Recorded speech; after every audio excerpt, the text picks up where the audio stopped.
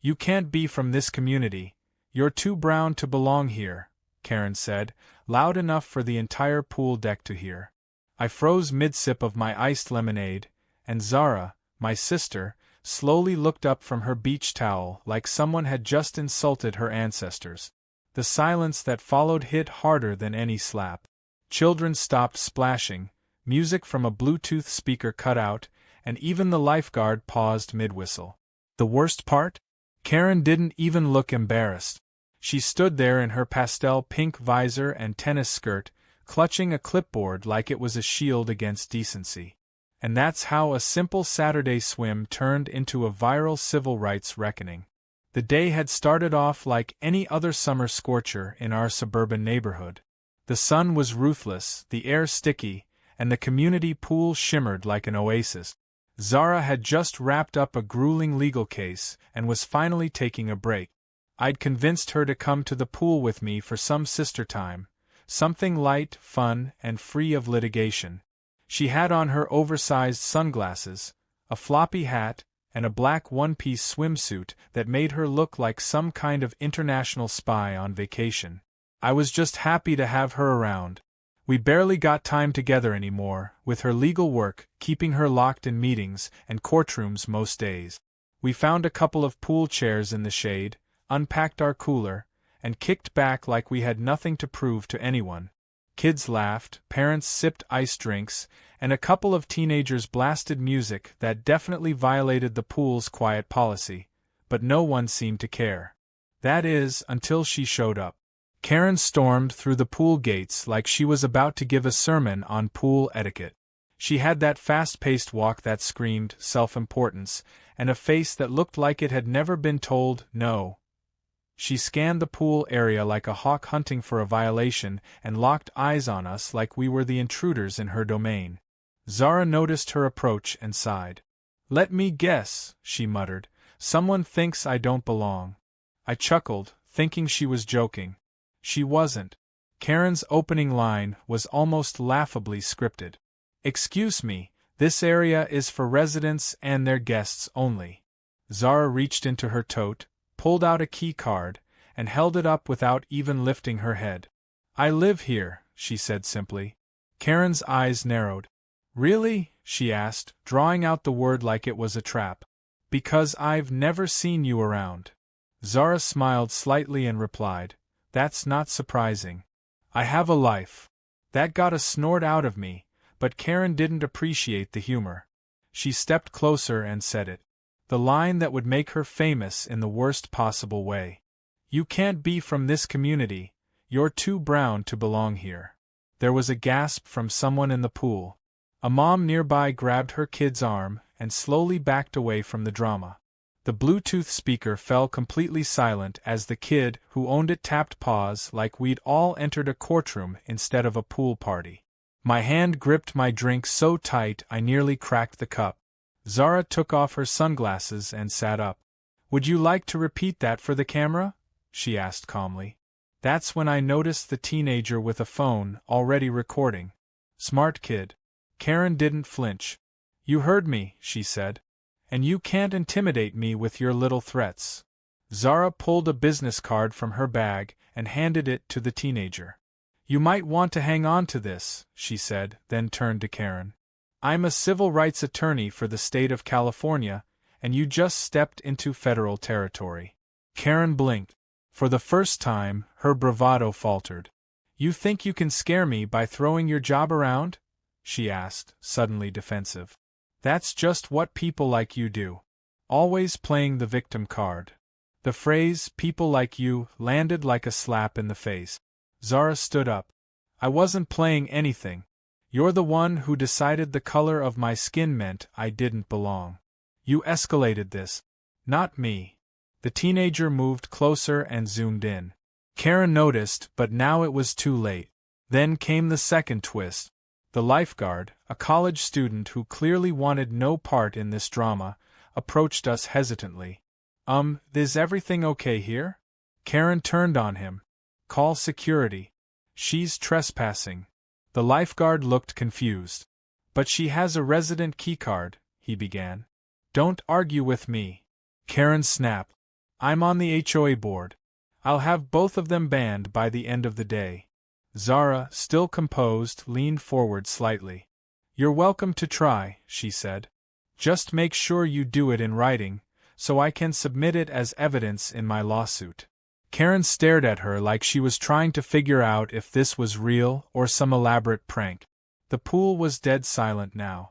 Every pair of eyes watched this bizarre showdown unfold like we were in a live courtroom drama. You'll be hearing from my lawyer, Karen said finally. Zara just laughed. Perfect. I'd love to meet them in court. We can compare resumes. After a few more seconds of awkward silence, Karen turned and stomped away, muttering under her breath about how the community had gone downhill. The narrator kid, the one recording, gave us a thumbs up and whispered, "She's done for." I looked at Zara and burst out laughing. That was insane. Zara put her sunglasses back on like it was just another Tuesday. I've handled bigger racists in smaller rooms, she said. But that one was weirdly theatrical. What none of us knew then was that the video had already hit the internet. The teen uploaded it to TikTok with the caption, "Karen tells woman she's too brown to swim, regrets it immediately." Within hours, it had hundreds of thousands of views. By that night, it was trending on Reddit's r/publicfreakout and r/EntitledPeople. And the next morning, when Karen turned on the news, she was met with her own face plastered across the screen, mid-rant, sun visor slightly crooked, and every word captured in crystal-clear audio. As for Zara and me, we had no idea that this poolside insult was about to set off a civil rights case, a social media storm, and a courtroom battle that would leave Karen wishing she'd just stayed home with a glass of lemonade and some humility. But one thing was already clear. Karen had picked the wrong woman, in the wrong place, at the wrong time, and she was about to learn exactly how powerful the law could be when it showed up in flip-flops. By the time the sun rose the next morning, the video had already exploded across every corner of the internet. It had been reposted to TikTok, Instagram Reels, Reddit, Facebook groups, and even Twitter, where people were debating whether Karen's meltdown was more offensive or just plain stupid. Some users added dramatic soundtracks. Others inserted slow zooms on Zara's face when she delivered the iconic line about being a civil rights attorney. Memes were created overnight and a trending hashtag emerged. #TooBrownForKaren. The internet had taken sides, and spoiler alert, we weren't the villains in this story. At first, Zara hadn't even checked her phone. She was sleeping in, exhausted after a stressful case, and then the absurdity at the pool. But I, ever the social media lurker, was up early and scrolling. The moment I saw our faces on the front page of r/EntitledPeople with nearly 60,000 upvotes and counting, I knew things were about to get wild. I tiptoed into her room with my phone in hand and gently nudged her awake. She groaned and buried her face in her pillow, mumbling something about how her vacation hadn't even lasted 12 hours. I didn't say anything. I just turned the phone around and held the screen in front of her. She peeked with one eye, squinted, and then sat up slowly as the video played. By the time it got to Karen's infamous line, Zara was fully awake and staring in disbelief. "You have got to be kidding me," she whispered. "I look like I'm about to deliver a TED Talk." I grinned. "You kinda did." Zara chuckled, shook her head, and muttered, "Oh no, this is going to turn into a thing, isn't it?" She wasn't wrong. Before noon, we received interview requests from 2 local news stations, one morning radio host, and a journalist from a national digital outlet who said this story represented the everyday intersection of systemic bias and neighborhood entitlement.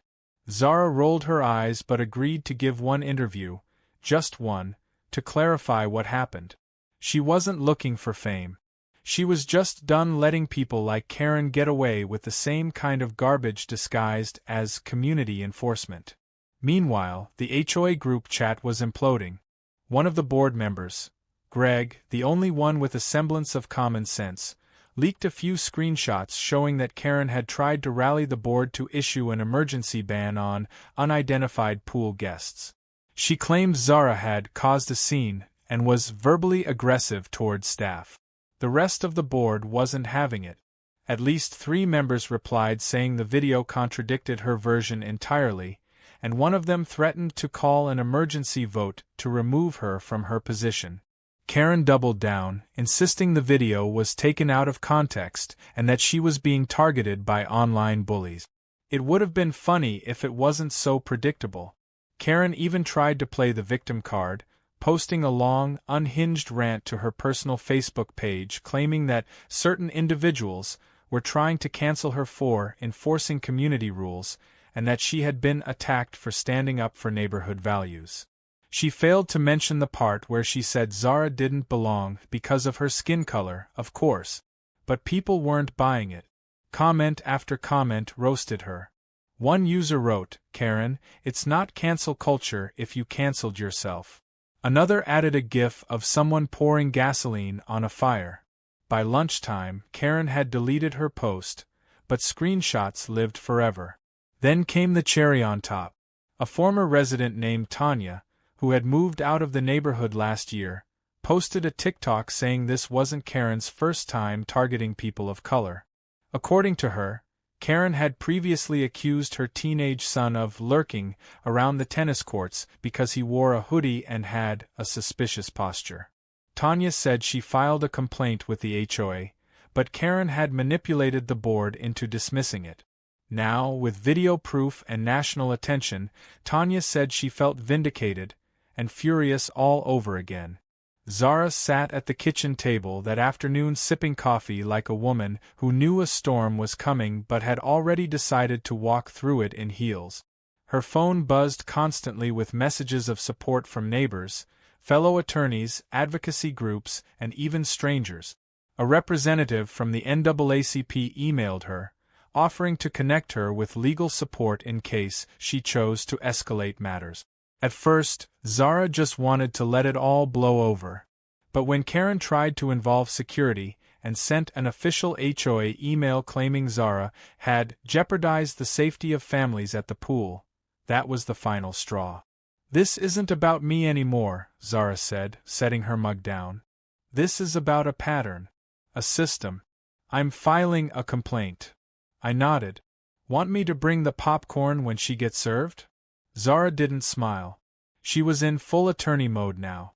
Calm, focused, and quietly furious. By that evening, Zara had contacted the Department of Fair Employment and Housing to begin a formal complaint. She also notified the HOA in writing that she had retained counsel and intended to file a civil action if discriminatory behavior continued.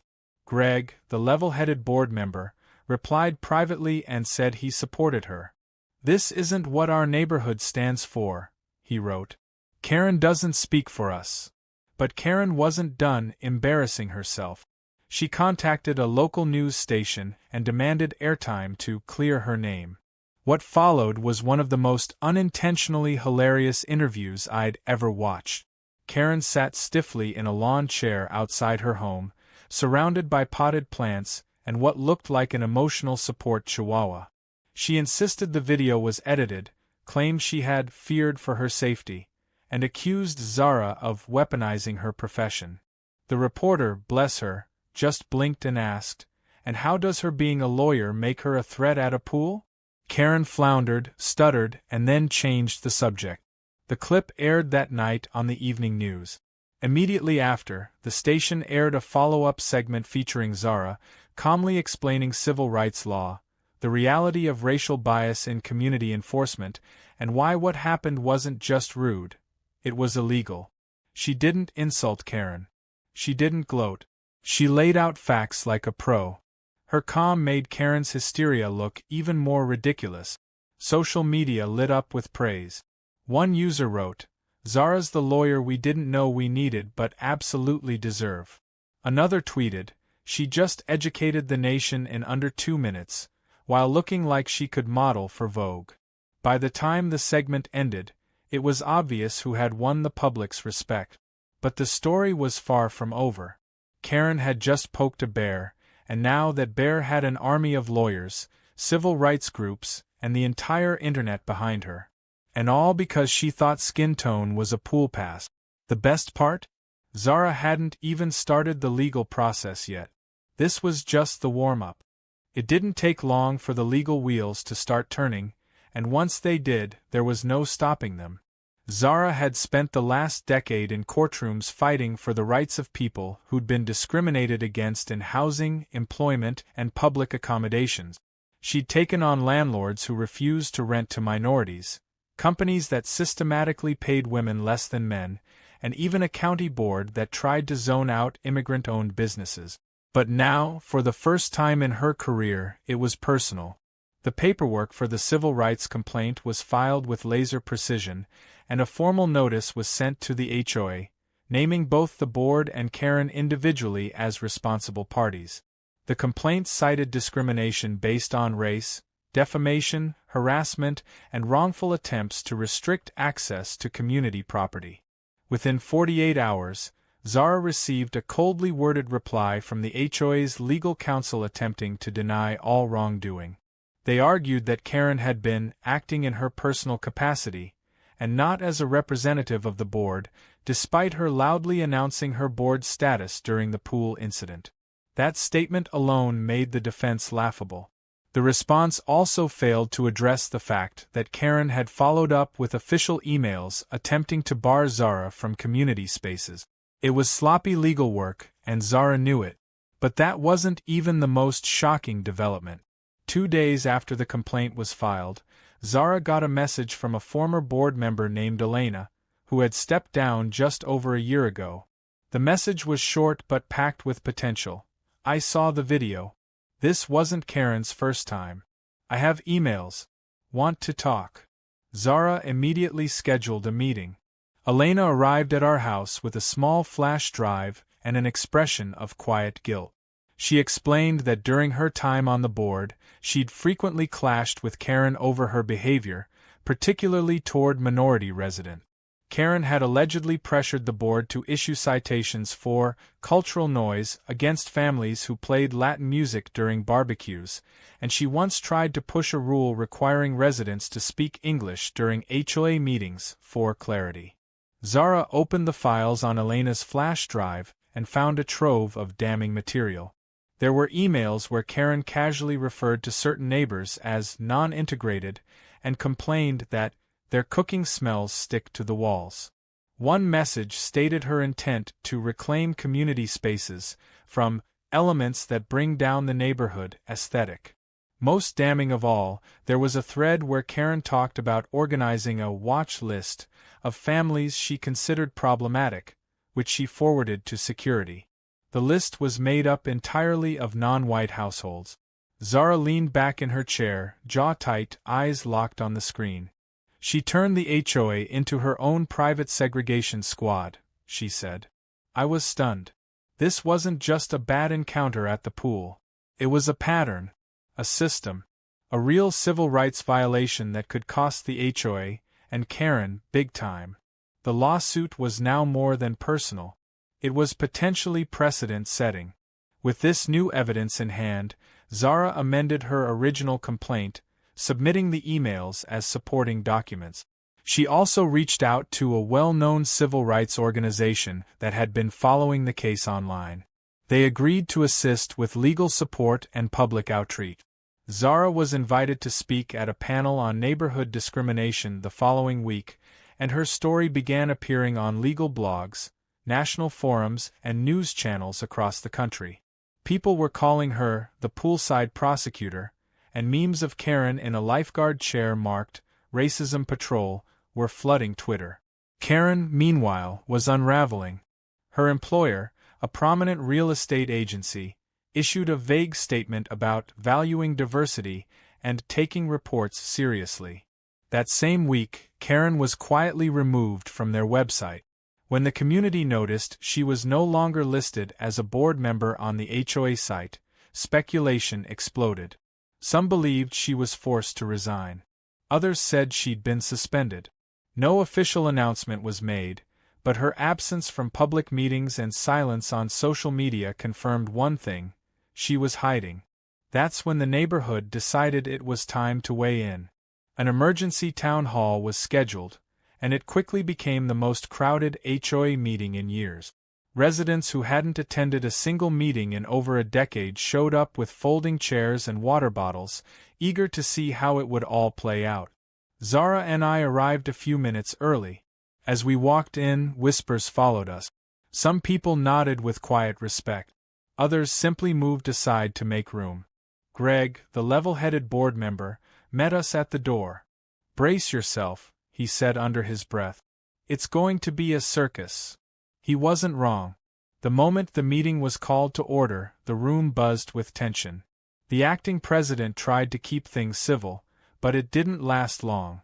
One older woman stood up and said, "I moved here to avoid this kind of trouble. We need to stop this from becoming national news." A younger man countered loudly, "It's already national news, and it's because someone here is racist, not because someone filmed it." The applause that followed was deafening. Then Zara stood up. She didn't raise her voice. She didn't make a scene. She simply laid out the facts, piece by piece. The original video, the follow-up threat, the email evidence, the list, the discrimination complaint. She didn't accuse the whole board, only those who had remained silent or complicit. She thanked Elena for her bravery. She called for transparency, reform, and accountability. When she finished, the room was silent. And then, slowly, people began to clap. Not everyone, but enough to know the tide had turned. And just when we thought the meeting was wrapping up, one final twist landed like a thunderclap. A man in the back stood up and cleared his throat. He introduced himself as a retired civil rights investigator who had just moved into the neighborhood. "If this board fails to act," he said calmly, "I'll be sending a formal request to the Department of Justice to open a pattern and practice investigation into HOA discrimination. And believe me, I'll have their attention." That sent a ripple through the room. The board looked visibly shaken. One of the more defensive members excused himself and never returned to the meeting. Zara sat back down, her face unreadable. But I saw her fingers twitch slightly, the only sign of adrenaline. Outside, as we walked back to the car, she finally spoke. "It's no longer just about Karen," she said. "It's about all the Karens who thought no one would ever push back." The sky was clear, the stars were out, and for the first time in days, the air felt lighter. But something told me the real battle had only just begun. The lawsuit moved faster than anyone expected. With the public spotlight still burning and legal support pouring in, the court granted an expedited hearing. The HOA tried one last time to settle quietly, offering a small sum and a half-hearted apology letter ghostwritten by their lawyer. Zara declined it without a second thought. She wasn't doing this for a payout. She was doing it to make sure what happened to her didn't happen to anyone else, and to hold accountable the people who believed they could get away with bigotry behind a clipboard and a sun hat. Once the trial was set, everything shifted. What started as a viral video became a courtroom showdown with real consequences. The courthouse buzzed with quiet tension on the first day. Zara walked in wearing a navy blue suit, hair pulled back, looking calm and focused. I walked behind her, heart thudding, watching the crowd gather. There were reporters, community members, law students, and even 2 civil rights historians who came to observe. Karen sat across the aisle in an ill-fitting blazer, surrounded by her legal team and looking much smaller than she had in her viral clip. Her face was tight, her mouth pressed into a thin line, and she avoided eye contact with everyone, especially Zara. The judge, a seasoned woman with a reputation for sharp reasoning and no tolerance for drama, called the session to order with a bang of the gavel. The real show had begun. The opening statements were exactly what you'd expect. Karen's attorney tried to portray the incident as a misunderstanding blown out of proportion by the internet mob. He argued that Karen had a duty to question people at the pool for security reasons, that she didn't intend to discriminate, and that her words were taken out of context. It was weak, especially considering the video played right after, shown on a courtroom monitor for all to see.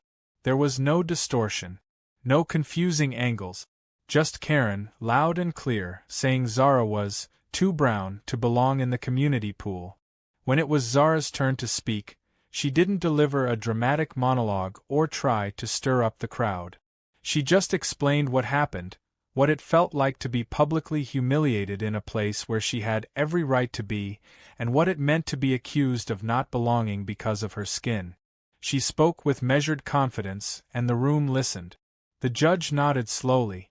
The jury didn't blink. Even the courtroom guards looked uncomfortable during the playback. Then came the document. Zara's team introduced the leaked HOA emails, showing patterns of discriminatory rhetoric and decisions that clearly targeted residents of color. They highlighted the so-called watch list Karen had created, showing how every name on it belonged to someone non-white. The list alone was devastating. Karen's attorney tried to argue that it was informal and never implemented, but when one of the former board members testified that Karen actively sent it to security personnel with the subject line, "Keep an eye on these," that defense crumbled into dust. The turning point came when the surprise witness took the stand. It was a former private security guard who'd worked briefly for the HOA and had since quit. He testified that Karen had given him direct verbal instructions to keep brown people from hanging around too long at the clubhouse and pool areas. His testimony was delivered quietly, but the impact was seismic. He even brought text messages, screenshots from his personal phone where Karen made derogatory remarks about residents and joked about keeping the place clean. The defense stuttered, objected, scrambled, but the judge allowed it in. The courtroom felt like it was holding its breath. Karen's team tried one last trick. They put Karen on the stand. It was a mistake. Under questioning, she tried to feign innocence, claiming she didn't remember the exact words she used, that maybe she was just trying to enforce rules, that she never meant to offend anyone. Zara's lawyer approached her slowly and said, "Did you or did you not say, and I quote, 'You're too brown to belong here'?" Karen looked down. "I don't recall saying it exactly like that." The lawyer raised a tablet, played the clip again, and let the silence stretch. Karen looked cornered, shrinking further into her chair. When asked about the watch list, she claimed it was just a safety precaution. But when asked why everyone on that list was a person of color, she had no answer. Her silence spoke louder than any defense could. The jury took just over 3 hours to deliberate. When they returned, the foreman stood up, cleared his throat, and read the verdict. The court found in favor of Zara. The HOA was found guilty of discriminatory practices, and Karen was held personally liable for civil damages related to harassment and emotional distress. The judgment included a 6-figure settlement, mandatory anti-bias training for the entire HOA board, and a formal, public apology to be delivered at the next community meeting. Karen paled when she heard the ruling. Her face twisted in disbelief. Zara simply closed her notebook and gave a small nod, the kind you give when something goes exactly the way you expected, but still hits you in the chest. After court adjourned, reporters flooded the hallway. Zara gave a brief statement. She thanked the court, the jury, her legal team, and the residents who stood up against hate. She emphasized that this wasn't just about her but about every person who had been made to feel like they didn't belong in a place they called home. She didn't gloat, didn't raise her voice, and didn't throw a single insult. But when she walked past Karen, she gave her a look that said everything. This is what justice looks like. We left the courthouse with the weight of the past few weeks finally lifting. The sun was bright, and for the first time in days, I saw Zara smile without a hint of exhaustion behind it. She didn't need to say anything. I knew she was thinking about the young girls who would watch that trial and realize they didn't have to shrink themselves to make others comfortable. That they had power too. Karen disappeared from the public eye after that. Her house went up for sale 2 weeks later. Rumors swirled about her being fired from her job, and her Facebook account vanished completely. No more HOA rants. No more pool patrols. Just silence. The new HOA board put out a statement acknowledging the ruling and vowing to reform the community's policies. They installed a new plaque at the pool gate shortly after that, one that read, "All are welcome, this space belongs to everyone." And beneath it, smaller letters etched in bronze, "Dedicated in honor of Zara R." Back at home, we celebrated quietly. No huge party, no fanfare. Just dinner, laughter, and relief. Zara toasted with a glass of iced tea and said, "It's wild. All I wanted was a swim." I laughed and added, "And now you have a landmark civil rights case, a fan base, and your own pool plaque." She grinned and replied, "Next time, I'm just going to a hotel." But we both knew it wasn't about the pool anymore. It never really was. It was about showing people like Karen that the world had changed, and the law was finally catching up. 3 weeks after the verdict, the pool was busier than ever. But this time, no one was looking over their shoulder. No one was whispering about who did or didn't belong. Something had shifted, not just legally but emotionally. A kind of tension had broken loose, and in its place came cautious laughter, real conversations, and neighbors finally acting like neighbors. Families that used to feel like outsiders now sat at the picnic benches with snacks and speakers. Teenagers swam until sunset without the fear of being watched. The entire energy of the community space had changed, and everyone could feel it, even the ones who had never realized anything was wrong in the first place. Zara and I watched from a shaded bench near the shallow end, legs stretched out, drinks in hand, and sunglasses on like two undercover agents surveying a peaceful post-war zone. Greg, now the acting HOA president after a quiet reshuffling, walked over with a sheepish smile and handed Zara a folded piece of paper. It was the finalized apology letter from the board. Short, clear, and, for once, sincere. He also handed her a gift basket, packed with things she actually liked. Dark roast coffee, her favorite brand of chocolate, and even a new pair of designer sunglasses. It was a subtle but well-played olive branch. Zara nodded, accepted it without ceremony, and thanked him. She didn't need an award or some grand ceremony. She already had everything she needed, the truth out in the open, the harm acknowledged, and the space restored. That weekend, something unexpected happened. The neighborhood organized a community celebration at the pool. Not some stiff, corporate HOA event with lemonade and passive-aggressive pamphlets, but a real celebration: music, food trucks, games for the kids, and even a few speeches. The theme was simple: everyone belongs. Zara didn't want to speak at first, but after enough nudges and encouragement, she finally agreed to say a few words. When she stepped up to the microphone in her sundress and sneakers, the crowd clapped not because she was a hero, but because she was one of them. She cleared her throat, looked around, and said, "I didn't expect to become the face of anything. I just wanted to swim with my sister. But I'm glad it happened, because now we all get to be part of something better than what we had before." The crowd clapped, some people cheered, and a little girl wearing floaties shouted, "You're the lawyer from TikTok," which sent the whole place into laughter. Zara smiled and nodded. "Yes, I'm the lawyer from TikTok. But more importantly, I'm your neighbor. And this is our pool. All of ours. That's how it should have been all along." With that, she stepped down, and the music resumed. It was the simplest speech I'd ever heard her give, but somehow it hit harder than any courtroom argument. Because it was real. It was home. Not everyone in the community had come around, of course. Some people still grumbled under their breath about unnecessary drama or overreactions, but their numbers were shrinking. Their voices were no longer the ones shaping policy. They didn't run the board. They didn't set the tone.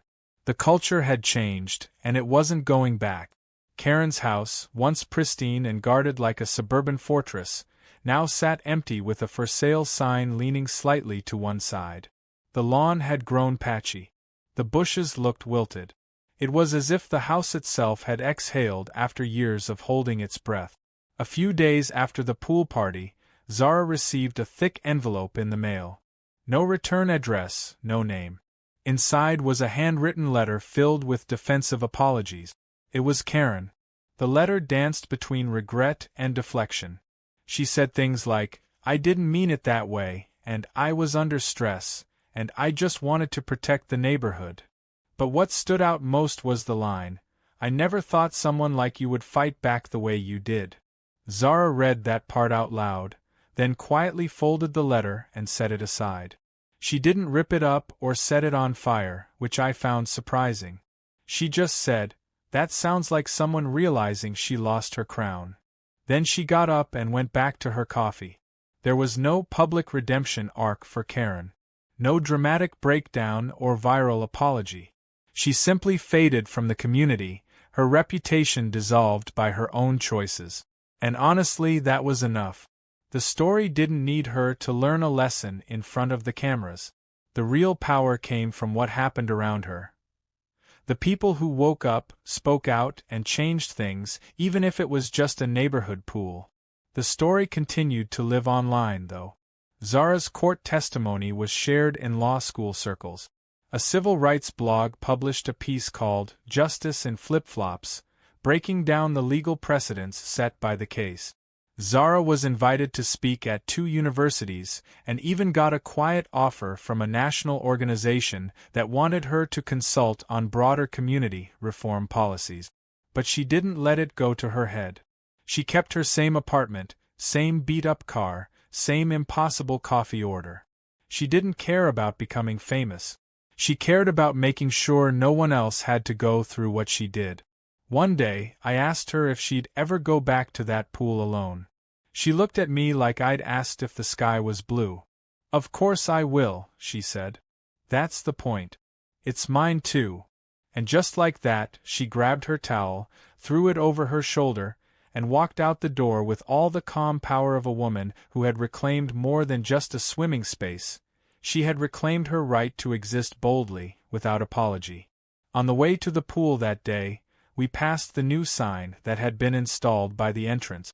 It was made of metal, sleek and clean, bolted into the wall for permanence. The sign read, "All are welcome. Discrimination ends here." And beneath it, etched in smaller letters but shining just as bright, was the dedication, "In honor of Zara R. Neighbor, advocate, and reminder that silence is never the answer." I looked at her, then at the sign, then back at her again. "You know you're going to end up on a mural next," I teased. She shrugged. "As long as they get my good side." Then she stepped through the gate, held it open for me, and walked toward the water like she owned the place. Because now, in every way that mattered, she did.